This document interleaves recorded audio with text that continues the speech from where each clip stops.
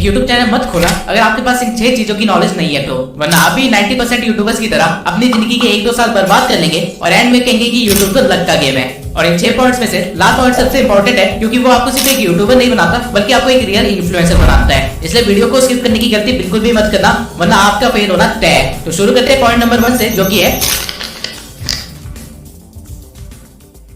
2024 के शुरू होते ही आप लोगों ने एक रेजोल्यूशन तो बना ही दिया होगा कि इस साल मैं अपने चैनल पे इतने सब्सक्राइबर्स तो गेन करके रहूंगा ही रहूंगा, या फिर एक नया चैनल बनाऊंगा और उसे किसी भी हालत में मोनेटाइज करवाऊंगा। लेकिन 1 महीना हो गया है और आपको कुछ भी ग्रोथ नहीं दिख रही है और आप ऑलरेडी गिव अप करने की हालत पे हो। इसका रीजन ये है कि आपको पता ही नहीं है कि YouTube का एल्गोरिथम वर्क कैसे कर रहा है। आप जानते ही नहीं हो कि YouTube आपसे चाहता क्या है और बस एक तरफा प्यार की तरह आप अपनी तरफ से एफर्ट डाले जा रहे हो और कोई रिस्पॉन्स नहीं मिल रहा है। YouTube एक सोशल मीडिया प्लेटफॉर्म है जो कि एड रेवेन्यू से अपनी मेन अर्निंग करता है और हर सोशल मीडिया प्लेटफॉर्म की तरह YouTube को सिर्फ एक ही चीज चाहिए, वो है कि लोग उसके प्लेटफॉर्म पे बने रहे जितनी ज्यादा देर तक हो सकता है उतनी ज्यादा देर तक, तभी YouTube को फायदा होगा। और इसमें YouTube आपकी मदद चाहता है, आपसे एक ऐसा कंटेंट बनवा के जिसको लोग ज्यादा देर तक देखें और YouTube पे बने रहे। लेकिन 90% यूट्यूबर्स इस बात को नहीं समझते हैं और इसलिए यूट्यूब उनका कंटेंट कभी भी ऑडियंस को सजेस्ट नहीं करता है। इसे एक एग्जांपल से समझते हैं। मान लेते हैं आपने एक नया यूट्यूब चैनल खोला और आपने अपनी एक वीडियो अपलोड करी। यूट्यूब उस वीडियो के टाइटल, डिस्क्रिप्शन और कीवर्ड्स के बेसिस पे उस वीडियो को कुछ लोगों को सजेस्ट करेगा, जिसके बाद वो लोग आपकी थंबनेल के बेसिस पे आपकी वीडियो पे क्लिक करेंगे और उससे देखेंगे, जिससे यूट्यूब को ये पता चल जाएगा कि आपकी वीडियो किस तरह के लोगों को पसंद आ रही है। और फिर यूट्यूब सिमिलर इंटरेस्ट वाले लोगों को आपकी वीडियो भेजेगा और फिर चेक करेगा कि वो लोग आपकी वीडियो पे कैसे रिएक्ट कर रहे हैं। यूट्यूब बेसिकली 2 चीजों को ट्रैक करता है, वॉच टाइम और एंगेजमेंट। यूट्यूब देखेगा कि जिन लोगों को उसने आपकी वीडियो सजेस्ट की थी वो कितनी देर तक आपकी वीडियो देख रहे हैं। अगर ऑडियंस उसे काफी देर तक देख रही है या फिर पूरा देख रही है तो यूट्यूब उस वीडियो को और ज्यादा प्रमोट करेगा और ज्यादा से ज्यादा लोगों को दिखाएगा, क्योंकि इस वीडियो की वजह से लोग यूट्यूब पे 7 से 10 मिनट एक्स्ट्रा रुक रहे हैं, जिससे यूट्यूब काफी मोटा पैसा छाप रहा है। वहीं अगर इस वीडियो की ऑडियंस रिटेंशन कम होती तो यूट्यूब इसे सजेस्ट करना बंद कर देता, क्योंकि यूट्यूब अपनी ऑडियंस का मूड खराब करके उसे दूसरे सोशल मीडिया प्लेटफॉर्म पे नहीं भेजना चाहता है। ठीक इसी तरह अगर आपकी ऑडियंस आपकी वीडियो पे एंगेज कर रही है, यानी कि लोग उस पर कमेंट कर रहे हैं या फिर उसे शेयर कर रहे हैं, तो भी यूट्यूब आपकी वीडियो को प्रमोट करेगा, क्योंकि अगर आपकी वीडियो शेयर की जा रही है तो लोग बाकी प्लेटफॉर्म को छोड़ के आपकी वीडियो देखने आ रहे हैं, जिससे अगेन यूट्यूब का मेन मोटिव कंप्लीट हो रहा है, लोगों को अपने प्लेटफॉर्म पे रोके रखना। और वहीं अगर आपकी वीडियो पे कुछ ज्यादा कमेंट्स आ रहे हैं तो काफी सारे लोग कमेंट्स का रिप्लाई भी करेंगे, बहसबाजी भी करेंगे और किसी न किसी तरह एंगेज करेंगे, जिससे आपका तो मेंटल पीस खराब हो जाएगा, लेकिन यूट्यूब अपना पैसा छाप लेगा आपको कुछ एक्स्ट्रा मिनट इस प्लेटफॉर्म पे रोक के। लेकिन वहीं अगर आपकी वीडियो एंगेजमेंट लाके नहीं दे पा रही है या फिर वॉच टाइम लाके नहीं दे पा रही है तो यूट्यूब आपकी वीडियो को यूजलेस समझेगा और उस पर अपना टाइम वेस्ट नहीं करेगा। अब आधे से ज्यादा लोग इस चीज को नहीं समझ पाते हैं और वो लगातार यूट्यूब पे अपना कंटेंट डालते रहते हैं, जिसकी वजह से वो ग्रो ही नहीं कर पाते। आपको इस चीज को समझने की जरूरत है कि यूट्यूब आपसे आपकी वीडियोस नहीं चाहता है, वो आपसे आपका वॉच टाइम और एंगेजमेंट चाहता है। और ये चीजें कैसे लानी है, आपको इस चीज पे ज्यादा फोकस करना चाहिए। और एक और बहुत इंपॉर्टेंट चीज, एल्गोरिथम टाइम के साथ चेंज होता रहता है। 2014 में जब यूट्यूब पे ज्यादा क्रिएटर्स नहीं थे तब डजंट मैटर कि आप किस तरह की वीडियो बना रहे हैं, अगर आप ज्यादा वीडियोस डाल पा रहे हैं तो आपका वायरल होना कंफर्म था, क्योंकि उस टाइम पे यूट्यूब को ऑडियंस को अपने प्लेटफॉर्म पे लेके आना था, जो कि रेडियो या टीवी पे घुसे रहते थे। यूट्यूब उनको अपने प्लेटफॉर्म में फंसाना चाहता था, इसलिए उस टाइम पे जितनी ज्यादा वीडियोस होती थी उतनी ज्यादा वेरायटी होती थी और उतनी ज्यादा लोग अट्रैक्ट होते थे। लेकिन 2018 में जब क्रिएटर्स काफी ज्यादा हो गए थे तब यूट्यूब अपनी ऑडियंस को बुला नहीं रहा था, बल्कि जो ऑडियंस उसके पास है उनको सस्टेन कर रहा था। इसलिए उस टाइम पे यूट्यूब ने लंबी वीडियोस को प्रमोट करना स्टार्ट कर दिया था। अगर आप उस टाइम पे कुछ 1 घंटे की वीडियो या फिर 30 मिनट की वीडियोस बनाते तो आपके वायरल होने के 90% चांसेस ज्यादा थे। और इसके बाद 2020 में एक और चेंज आता है, जब टिकटॉक और रील्स का जमाना स्टार्ट हो जाता है। अब लोगों को लंबी वीडियो नहीं देखनी थी, बल्कि उनको जल्दी जल्दी वीडियोस देखनी थी, और इसलिए यूट्यूब ने शॉर्ट्स इंट्रोड्यूस किए। और इवन अभी भी यूट्यूब शॉर्ट्स को काफी ज्यादा प्रमोट कर रहा है, क्योंकि शॉर्ट्स देखते देखते कब 1-2 घंटे निकल जाए पता ही नहीं चलता। और यही तो यूट्यूब को चाहिए कि आप उसके प्लेटफॉर्म को छोड़ के जाओ ही ना। और एज ए यूट्यूब क्रिएटर अगर आप बिना एल्गोरिथम को समझे वीडियो अपलोड करना स्टार्ट करोगे तो आपका फेल होना ग्रांटेड है। लेकिन क्या एल्गोरिथम एक लौता फैक्टर है जो कि आपके फेल होने का रीजन हो सकता है? नहीं। अगर आप अभी तक इस भ्रम में जी रहे हैं कि आप रोज वीडियो डालेंगे और आपकी कोई ना कोई वीडियो तो वायरल हो ही जाएगी, तो आप बहुत ही जल्दी अपनी मेहनत और टाइम बर्बाद करके क्विट करने वाले हैं, क्योंकि आपको इस चीज को समझने की बहुत ही ज्यादा जरूरत है कि क्वालिटी ओवर पावर्स क्वांटिटी। अगर आप 2 चैनल्स खोलते हैं जिनमें से आप एक चैनल पे साल में सिर्फ 4 क्वालिटी वीडियोस बनाते हैं और वहीं दूसरे चैनल पे साल में 365 वीडियोस बनाते हैं, लेकिन सारी वीडियोस बिलो एवरेज है, तो वो जो 4 वीडियोस वाला चैनल है वो मिलियन सब्सक्राइबर्स गेन कर चुका होगा। वहीं 365 वीडियोस वाला चैनल हो सकता है कि 10,000 सब्सक्राइबर्स भी गेन ना किए हो। रीजन भी इनकी वो 4 वीडियोस की क्वालिटी 365 वीडियोस से भी ज्यादा है। और यही रीजन है कि डिकोडिंग वाईटी, मैं और कई सारे छोटे चैनल्स इतनी जल्दी ग्रो कर पाए, वो भी इतनी कम वीडियोस में, क्योंकि ये चीज हमें पता थी। अगर आपको क्वालिटी कंटेंट बनाने में 1 महीना लगता है तो कोई बात नहीं, लेकिन बिलो एवरेज कुछ भी मत दिखाइए, क्योंकि अभी यूट्यूब पे ऑप्शंस की भरमार है। अगर ऑडियंस को आपकी वीडियो पसंद नहीं है, वो किसी और के चैनल पे जाके उसकी वीडियोस देख लेंगे और यूट्यूब ये चीज देखेगा तो यूट्यूब उसके चैनल को प्रमोट करेगा। वहीं अगर ऑडियंस को आपकी वीडियो पसंद आ गई तो वो आपकी वीडियोस के लिए वेट किया करेंगे और यूट्यूब इस चीज को भी देखेगा और फिर वो आपके चैनल को भी प्रमोट करेगा। लेकिन वीडियोस की क्वालिटी बढ़ाए कैसे? तो वीडियोस की क्वालिटी बढ़ाने के लिए आपको कोई महंगे गैजेट्स की जरूरत नहीं है, बल्कि आपको सही टेक्निक्स की जरूरत है, जिससे कि आप सही स्क्रिप्टिंग, वॉइस ओवर और एडिटिंग कर पाओ। अब और भी कई सारे फैक्टर्स होते हैं जो कि क्वालिटी कंटेंट बनाने के लिए इंपॉर्टेंट होते हैं, लेकिन ये 3 चीजें बेसिक है। और अगर आपको इसको अच्छा करना है तो आप मेरी how to grow on YouTube playlist देख सकते हैं, जहाँ पे मैंने हर एक पॉइंट को अच्छे से डिटेल में एक्सप्लेन किया हुआ है। और जब आप ये प्लेलिस्ट देख के ग्रो हो जाएंगे, तब आपको रियलाइज होगा कि आप वो सारी गलतियां करने से बच गए जो कि हमने सालों तक की थी। लेकिन सिर्फ क्वालिटी कंटेंट और एल्गोरिथम को समझने से आप अपने चैनल को फेल होने से नहीं बचा सकते हैं, क्योंकि यूट्यूब अगर आपकी वीडियो ऑडियंस तक पहुंचाएगा ही नहीं, उसे इंप्रेशंस देगा ही नहीं, तो वीडियो का आप क्या ही करोगे। अगर आपको नहीं पता कि रिटर्निंग व्यूअर्स कैसे इंक्रीज करें, या फिर न्यू व्यूअर्स को कैसे गेन करें, या फिर अपनी वीडियो को रैंक कैसे करवाएं, या फिर CTR, RPM, CPM जैसी चीजें क्या होती है, तो आप एक बड़े से जंगल में बिना मैप के निकल चुके हैं, जहाँ पे आधे रास्ते में आपको YouTube नाम का एक शेर खाने वाला है। SEO में रैंक करने के लिए बेसिकली आपको 3 चीजों की जरूरत होती है: टाइटल, कीवर्ड्स और थंबनेल। और इनकी सिवाय अपने SEO को ट्रैक करने के लिए और उसे और भी ज्यादा इंप्रूव करने के लिए आपको YouTube के एनालिटिक्स को अच्छी तरह से देखना आना चाहिए, क्योंकि अगर आपको अपना एनालिटिक्स समझ नहीं आ रहा है तो आप अपनी ऑडियंस को नहीं समझ पा रहे हो। एंड अगेन, अगर आप अपनी ऑडियंस को समझ नहीं पा रहे हो तो एल्गोरिथम आपकी मदद नहीं करेगा। अब सही से टाइटल, डिस्क्रिप्शन और हैशटैग कैसे डालते हैं, इसके ऊपर मैंने ऑलरेडी एक वीडियो बना रखी है। लेकिन एनालिटिक्स को स्टडी कैसे करें, उसे इंप्रूव कैसे करें और उसके साथ उसको ऑप्टिमाइज कैसे करें, इसके ऊपर मैंने अभी तक कोई भी वीडियो नहीं बनाई है। तो अगर आप लोग चाहते हैं कि मैं इस टॉपिक पे एक वीडियो बनाऊं, तो कमेंट सेक्शन में एनालिटिक्स लिख दीजिए।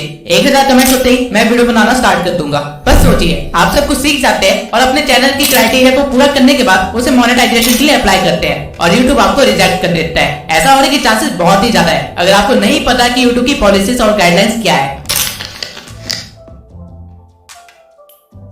YouTube की नई पॉलिसी के अकॉर्डिंग आप अपने चैनल को 500 सब्सक्राइबर्स और 3000 वॉच आवर से भी मोनेटाइज करवा सकते हैं, या फिर शॉर्ट्स के 3 मिलियन व्यूज से भी। ये क्राइटेरिया पहले 1000 सब्सक्राइबर्स और 4000 घंटे का था और 10 मिलियन शॉर्ट्स के व्यूज। लेकिन यहाँ पे YouTube एक गेम खेल रहा है। आप अगर 500 सब्सक्राइबर्स के साथ अपने चैनल को मोनेटाइज करवाते हैं तो आपको एड रेवेन्यू नहीं मिलेगा, बल्कि आपको सुपर चैट, मेंबरशिप और मर्चेंडाइज का ऑप्शन मिलेगा, जिनसे कि काफी कम अर्निंग होती है। आपको एड रेवेन्यू नहीं मिलेगा, जो कि हमारा मेन सोर्स ऑफ इनकम होता है। लेकिन YouTube ने ऐसा क्यों किया? अपने क्रिएटर्स को बचाने के लिए। YouTube आप पे मेहरबान नहीं हो रहा है, बल्कि टिकटॉक ने अपना क्राइटेरिया लो कर दिया था, इसलिए YouTube को भी लो करना पड़ा, ताकि उसके क्रिएटर्स YouTube को छोड़ के टिकटॉक पे ना भागे। और अगर आपको लग रहा है कि आप सिर्फ शॉर्ट्स बना के वायरल हो जाओगे और अपने YouTube चैनल को मोनेटाइज करवा लोगे, तो let me tell you one thing, shorts पे अर्निंग ना के बराबर है, अंटिल आपके हर शॉर्ट्स मिलियन व्यूज के ऊपर न जा रहे हो। बल्कि एक शॉर्ट को वायरल करने से ज्यादा आसान एक लॉन्ग फॉर्म कंटेंट को वायरल करना है। लेकिन YouTube ने आपके दिमाग में इसकी टोटली अपोजिट चीज बदल दी है, जिसकी वजह से आप काफी ज्यादा टाइम और मेहनत बर्बाद करने वाले हैं। अगर आपको सिर्फ वायरल होना है तो शॉर्ट्स आपके लिए सही चीज है, लेकिन आप अगर YouTube पे एक करियर बनाना चाहते हो और यहाँ से अर्निंग करना आपका मेन गोल है, तो आपके लिए शॉर्ट्स सही चीज नहीं है।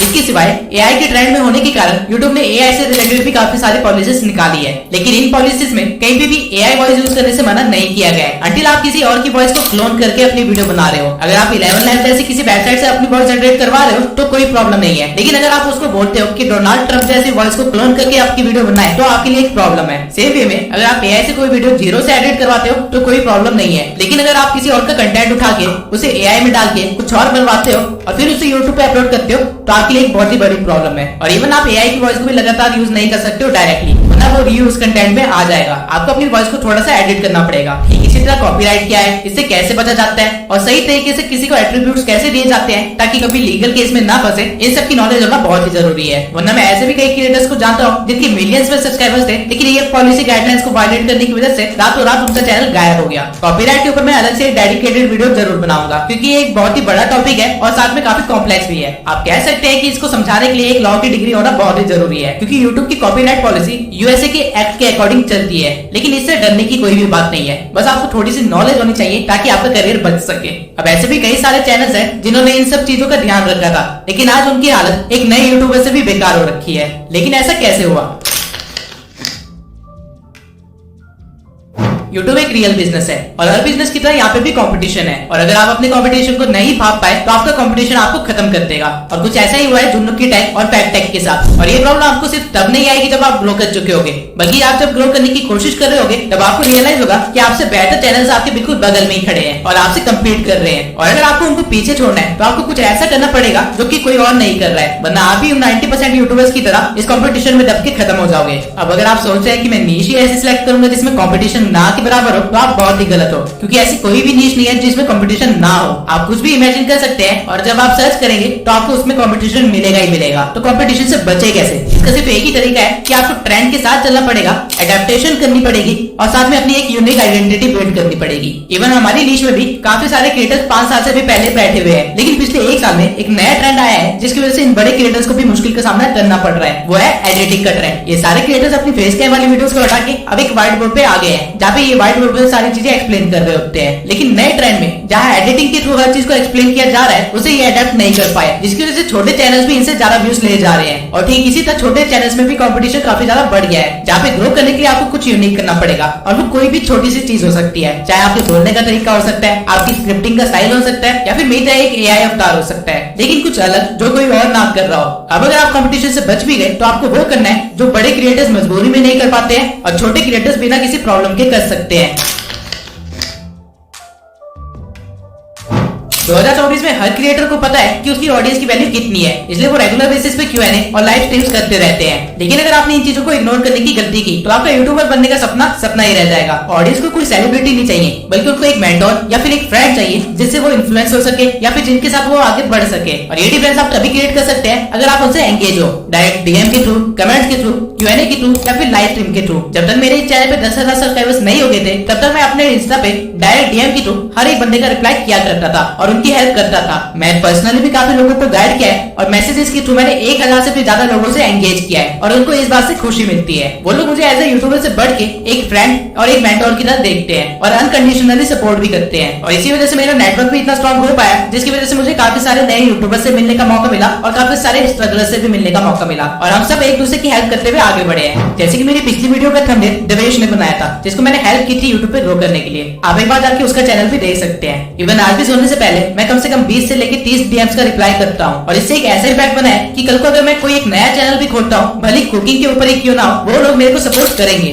डजंट मैटर कि मैं क्या कर रहा हूँ। जैसे जैसे चैनल ग्रो होने लगता है, आपके पास काम बढ़ने लगते हैं और आपके पास ऑडियंस एंगेज करने का उतना ही कम टाइम बचता है। लेकिन मेक श्योर जिन्होंने इस चैनल की स्टार्टिंग में आपको सपोर्ट किया था, आप उनको एंड तक सपोर्ट करो, क्योंकि वो स्कूल फ्रेंड्स की तरह होते हैं। और क्योंकि आज मुझे मौका मिला है तो मैं अमन पटेल के साथ साथ उन सभी सब्सक्राइबर्स को थैंक यू बोलना चाहता हूँ जो मेरे चैनल की स्टार्टिंग से लेके अभी तक मेरे साथ बने हुए हैं और इनको मैं एज ए ट्रू फैमिली मानता हूँ। अब आपको वो सारे 6 पॉइंट्स पता है जो आपको ध्यान में रखने चाहिए 2024 में एक यूट्यूब चैनल खोलने से पहले। और अगर आपने सोच लिया है कि आप एक यूट्यूबर बन के ही रहेंगे, तो मेरी इस प्लेलिस्ट को जरूर देखना। आप ऑलरेडी अपने कंपटीशन से काफी ज्यादा आगे बढ़ चुके होंगे। इसी के साथ इस वीडियो को खत्म करते हैं। मैं गिव अवे का विनर अगली वीडियो में अनाउंस करूंगा और अगली वीडियो एक Q&A होगी, जहाँ पे मैं यूट्यूब से रिलेटेड हर क्वेश्चन का आंसर दूंगा। तो कमेंट सेक्शन में अपने क्वेश्चन लिख दीजिए, क्योंकि अगली वीडियो में उसका आंसर मिलने